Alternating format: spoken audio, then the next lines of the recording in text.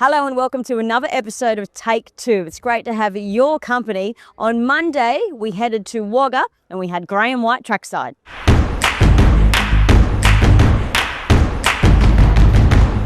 Racing was at Wagga on Monday, 7-race program on a heavy track, but I thought the track parade really well on the riverside. Horses come from back, a few up on the speed, and good to see a couple of horses break through after being out of form for a fair while. So it was a really good meeting all round. Wayne Carroll had a winner with a Salute Again, which broke an exasperating run of placings. I think his last 60 or so starters, 25 have been in the placings, but not any more Salute Again win. And I think he'll have another really good chance shortly with one of my Take Two horses in Witch of November. Gee, she's been consistent, placed at its last 4 starts. And she closed off really well again behind Push A Lot. As we picked them up, it's in the red and bluey sort of colours, and Push A Lot's out in front. It was first up from a spell. Rebecca Bronte-Prague at the saddle, are only right for the day, and duly saluted. But I think Witch of November, it's knocking right on the door. Here it is. 5.50 to go. Push A Lot by a length to Mogow. Witch of November's up to third. Hard to impress out very deep as they straighten up from Tea Tree Royal. Then Dubai Oak, Showrunner, media coverage. Well back, Proofreader, A Million Roses, Magnolia Star and Aquilina's Star. They're down to the 250 metre mark. The favourite, Witch of November's coming with a good run. Coming after Push A Lot, who's got a nice kick along the inside. And then Hard to Impress from A Million Roses. Magnolia Star's getting home late, but Push A Lot nicely clear from Witch of November. It's Push A Lot doing it well. And Push A Lot goes down to win it from Witch of November. If you can't win, you may as well run second, and she's done that a fair few times, but her turn will come very, very shortly. My other horse to follow, this horse ran its race of its career in Super Jewels, comes out of the Gary Colvin stable. In the lime green colours, and she hadn't shown a lot in recent starts, but this closing effort suggested to me that she's not far off a win, so she finishes off really hard and she won't be far off a win either. 650 metres to go and they skipped away, 4 in front of Super Jewels, and then Shooting Firm Melody Rose. They're followed by Impending Imprint from Quick Spell.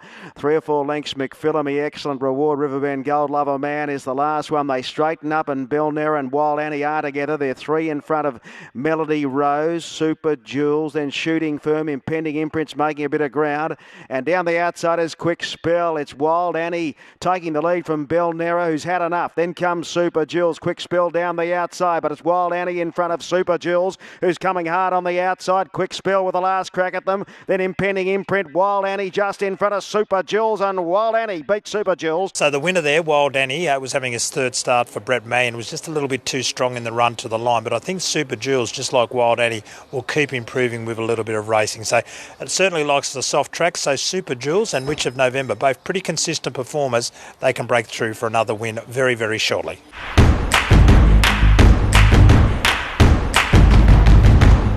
Racing this Tuesday came out of Moruya, where we were racing on a heavy track, and by the end of the day the runners were getting to the outside fence, but we did see a few nice winners throughout the day, although the highlight being Paul Murray training his 250th winner with Gulu Bucky.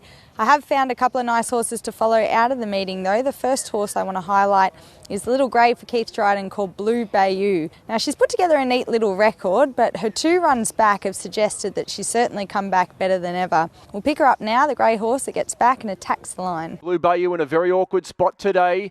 3 pairs back the rails. That's not the place to be. We'll need to get off the inside the way the pattern's been. Then came second last. We've got Gravy Train Magpie and Tiger Tude's the last one. So they're on the turn. Bow Rock from Snappy Jim and Helinda's hit the front after a wide run.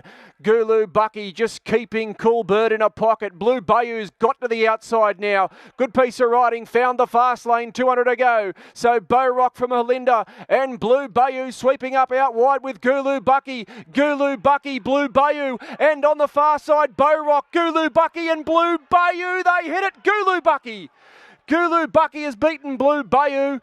She just fell short first up and obviously just missed by a nose again today. I think she's really screaming out for a little bit further and is sure to get another win on the board pretty quickly this preparation.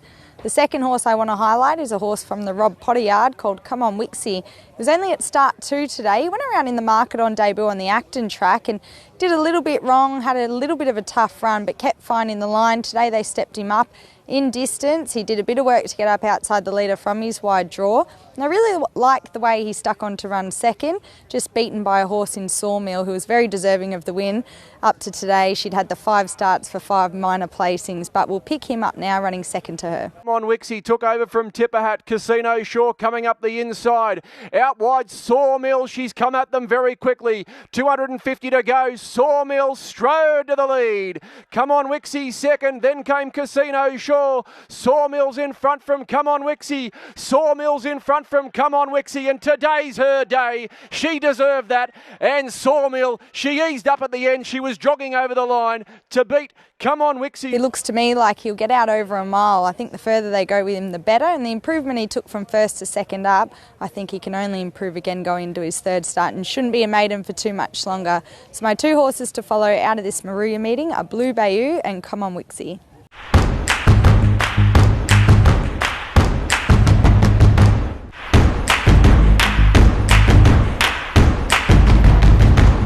Thursday the 7th of August, we headed to Tamworth for racing. We're on a soft 7.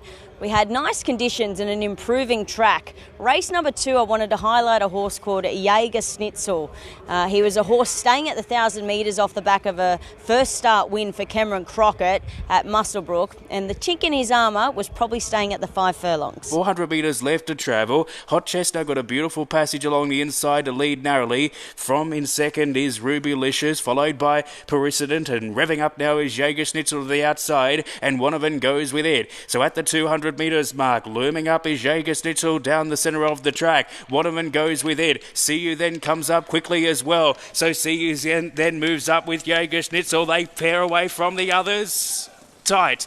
I reckon See You then on the inside as one narrowly from Jaeger Schnitzel in a photo. As you could see there, he looked like he had the race shot to bits. He came with a surging run, but it was all over too soon. He profiles very nicely for 1,200 metres. I think he'll be winning a race very soon. That was only start number 2 for the new stable, which leads me to my next Take 2 horse in race number 5, Final Impact, having its first start for Michael Mulholland. Had good support in the market, resumed without trials. A former New Zealand horse who had only been proven over a lot further than 1,600 and hadn't done anything first or second up.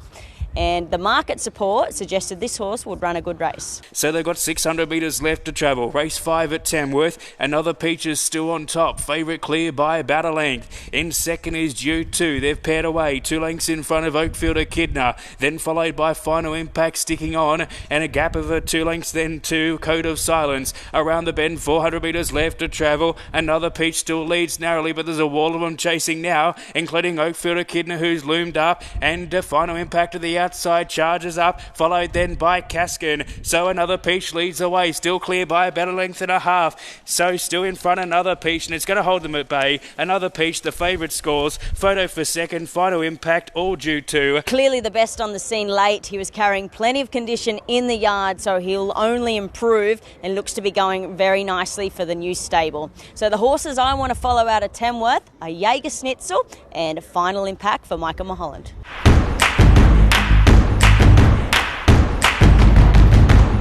Racing at Kembla today on the 7th of August. We're on a heavy 10 surface. It was definitely an advantage to get off the fence onto the crest of the track. But a good meeting here, and I've got a couple of to follow, especially from race 5, Wild Thoughts. I know he's a dominant winner, but I've done some looking. I think he can come to town in a midway grade in a fortnight time over the 1,800 metres and take some beating. Let's take a look at his replay of him coming down the outside here. They're about to sprint as they come up towards the turn, 500 to run. And Prince Harrison narrowly from a float. Iceman peels up 3 wide. Wild Thoughts travels nicely. It's out 4 and 5 deep. Down past the 400 now and out wide. Iceman's charging out after Prince Harrison.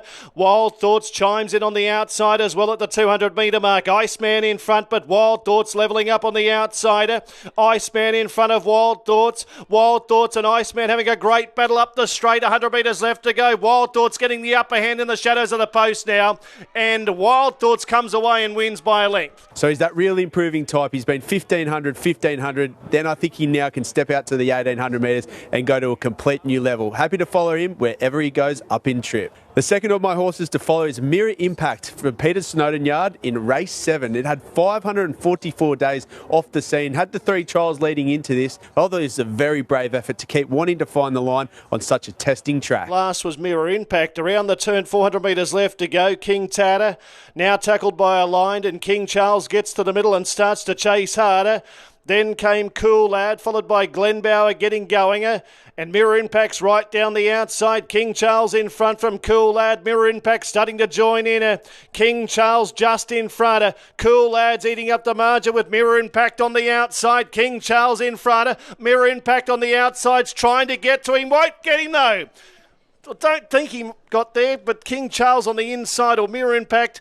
We'll call it a photo finish because the rail's out 6. Not sure. Nice margin to third. Clearly confirmed the quality of this race. He's only going to be fitted for that. Wouldn't mind seeing him up in trip as well. Another one of these runners, but it's a very game effort to do that off such a long break. They're my 2 horses to follow. Race 5, Wild Thoughts, and race 7, Mirror Impact.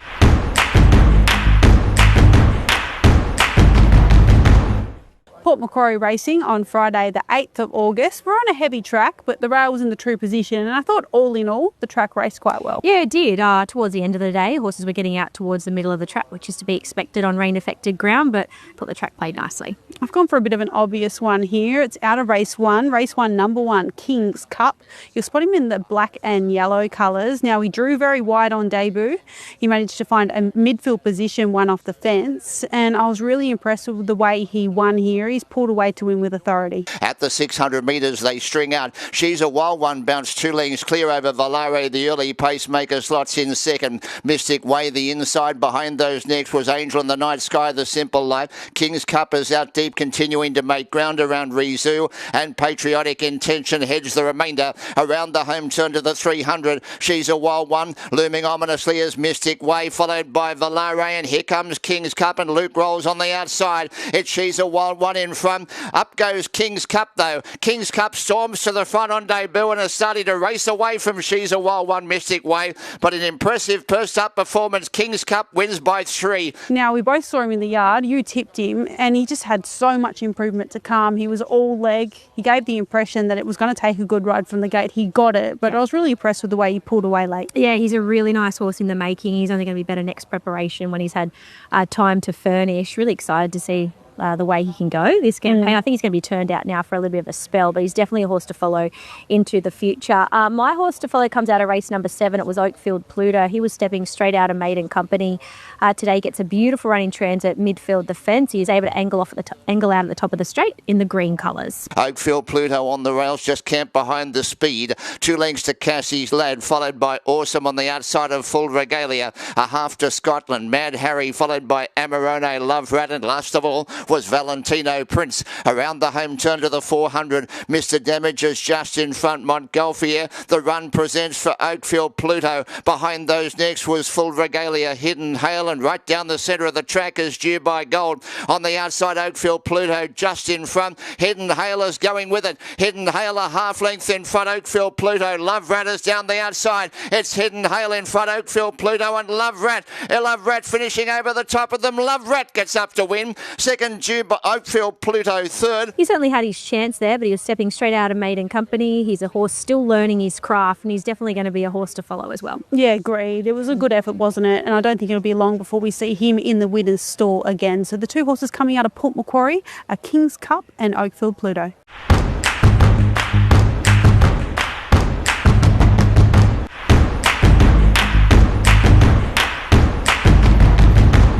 Racing at Newcastle on Saturday the 9th of August. We had scattered showers throughout the day. We were racing on a heavy 10, but thankfully the sun appeared a little bit later on. We were able to get through the meeting. I've found 2 horses to follow out of the meeting, and the first of those comes out of race number 1. It was Lady Talia. Now, this filly is lightly raced from the Jason Coyle stable. She settles in the second half of the field. She actually cops a little bit of a prat in between runners in the middle stages. She's in the navy colours. Coming up to the home bend. Further back was the Warrior, followed next on on the inside by Lady Talia, so it's got further back, travelling up on the inside, and back at the tail is Rodeo Dealer. 250 left to go, and pushing through on the inside, Devious Mind got to a narrow lead. Balmain Darling is coming after it strongly though, and Zing to Me is coming down the outside. Balmain Darling hit the lead inside the last 100. Balmain Darling comes away.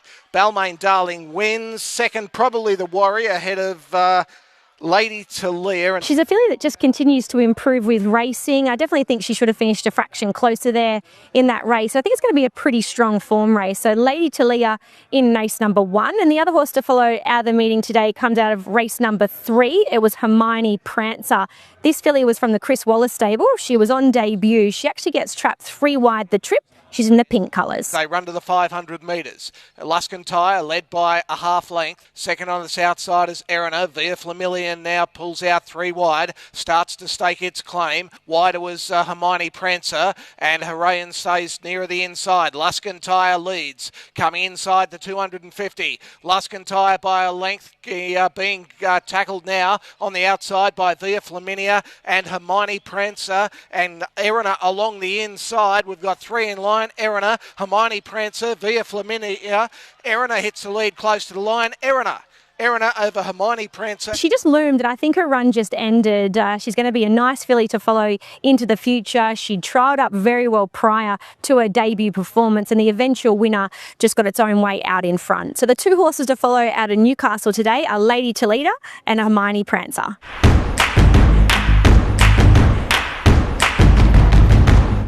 It was Pink Angels race day at Dubbo on Sunday, the 10th of August, an 8-race card, which was originally run on a soft 5 track. We did have an upgrade to a good 4 throughout the course of the day. Good to have a meeting run on a track that wasn't rain affected, and hopefully that can be the case going forward as well. I found a couple of horses that we can follow coming out of today's meeting. First of them comes up in race number 3 on the program. This was a super maiden, and it was a super win by Cuban Cigar, trained by Tracy Bartley there at Wyong. Now, he flopped out of the gates, this gelding, by Churchill, but Mitchell Bell, you'll see in the yellow colours, he hugs the rails, saves a lot of ground, and once he got this horse into the clear in the home straight, his turn of foot was dynamic. He goes on and wins by a comfortable margin. Cuban Cigar is a long way back, going for a run-up along the fence. Well in the straight, and Warbracken had gone up the Star of Indigo. Warbracken hit the lead. Supreme Class is coming home well. Cuban Cigar's getting a run through in the centre. It's finishing quickly. Cuban Cigar burst through in the centre, and Cuban Cigar came away. Given how far he missed the start by, he probably wasn't entitled to do that, but his class took him a long way. Tracy Bartley spoke glowingly about him after the race as well. Now, he's not one that we can follow in the near future, I don't think. Tracy indicated he'll probably tip him out for a spell, but write his name down in your little black book. When he turns up next preparation, you need to be following him. The second horse to follow comes up out of the following event. This was a 1,400 metre open. The race was won by Dion, but the horse that I want to highlight is Blue Guitar, number 10. Trained by Peter Nestor. He was staying at the 1,400 metres today. He was a highway winner last prep over the mile. He's going to be even better when he gets to the mile. This preparation, he was shuffled back in the early to mid stages. Look the way he finishes off here. He's got 1,600 written all over him. Blue Guitar is back there with Sabuki. He's on the outside of Fletchlow. So Dion at the 600, a length and a half. Cranish, the odds-on favourites, had a perfect run. Amicus Curio third. Lockdown Gamble the outside. A break back then to Donetta making ground. On the outside there was Smoother Spree. It's Dion in front, but Cranish went up on its outside. Amicus Curio is over on the rails. A good break back to Smoother Spree. Greenwich had gone up to Dion, who's fighting back well. Greenwich, the jockey's feeling for it now, and it got a little break here over Dion. Smoother Spree starting to come home well. Dion's fighting back here. Greenwich the outside. Greenwich, Dion. Dion is kicking back. They reach the line. Dion fought back to beat Greenwich, I think. Lockdown Gamble might be third. Blue Guitar was flashing through near the inside. He was really good there over the concluding stages, finishing on into fifth spot. The Narromine Gold Cup. Pretty sure that'll be his likely target in the next fortnight or so, and given that it is over 1,600 metres, if it's run on a dry track, he's going to be very, very hard to hold out. So the two horses to follow coming out of today's meeting, Cuban Cigar and Blue Guitar.